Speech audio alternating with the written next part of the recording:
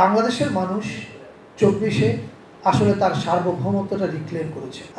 বাংলাদেশ যে সার্বভৌমত্ব কম্প্রোমাইজড অবস্থায় ছিল তার প্রমাণ হচ্ছে আবরার ফাহাদ অন্য একটা দেশের প্রধানমন্ত্রীকে সমালোচনা করেছে, অন্য একটা দেশের নীতিকে সমালোচনা করেছে, এবং এইটা করার কারণে বাংলাদেশ নামের একটা রাষ্ট্র, সেই রাষ্ট্রের ক্ষমতায় যারা বসেছিল তাদের রাজনৈতিক দলের ছেলেরা আবরার ফাহাদকে পিটিয়ে মেরে ফেলেছে। এরকম বিজার ঘটনা আপনি পৃথিবীর কোথাও দেখবেন না। মানে একটা রাজনৈতিক দল যে এতটা দেউলিয়া হতে পারে, এই ঘটনাটার মধ্যে আপনি তার প্রমাণ দিচ্ছেন।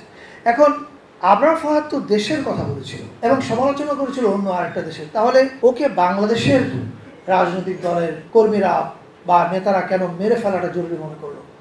এই আবরার ফাহাদের ঘটনা কিন্তু আমাদেরকে পরিষ্কার বলে দেয় যে আমাদের সার্বভৌমত্ব বলে কিছু ছিল না। আমাদের দেশটা নামে স্বাধীন ছিল, কিন্তু এটাকে নিয়ন্ত্রণ করতো অন্যরা। Abrar Fahad is a glaring example. এবং সেই কারণে আমরা এই জুলাই যখন আমাদের অনেক ডকুমেন্টারি আপনারা দেখেছেন যেগুলো চিফ অ্যাডভাইজার পেজ থেকে যায়, তার মধ্যে সবচেয়ে বেশি শেয়ার হওয়া, মানুষের দেখা, কথা বলা ডকুমেন্টারি হচ্ছে you fail to kill Abrar Fahad. আমরা এমনকি পাবলিক স্ক্রিনিং যখন করেছি চিটাগংয়ে, অলমোস্ট 100,000 অডিয়েন্স ছিলেন, and all of them are quiet, এবং ছবিটা শেষ হওয়ার পর মেনি পিপল ক্রাইড। এবং এই যে তাদের প্রত্যেকের কান্না, এই কান্নার মধ্যে কিন্তু আছে বাংলাদেশটাকে তারা প্রত্যেকে ওন করে।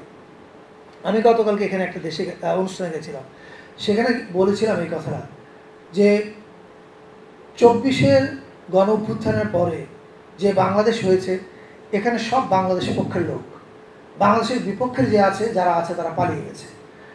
বাংলাদেশ পক্ষের এখন সামনের চ্যালেঞ্জ কী কী? প্রথম চ্যালেঞ্জ হচ্ছে ঐক্য অটুট রাখা। অনেক বিতর্ক থাকবে, বিরোধ থাকবে, ইলেকশন নিয়ে ঝগড়াঝাটিও হবে, সবই হবে, কিন্তু কিছু ফান্ডামেন্টাল প্রশ্নে আমাদের এক থাকতে হবে।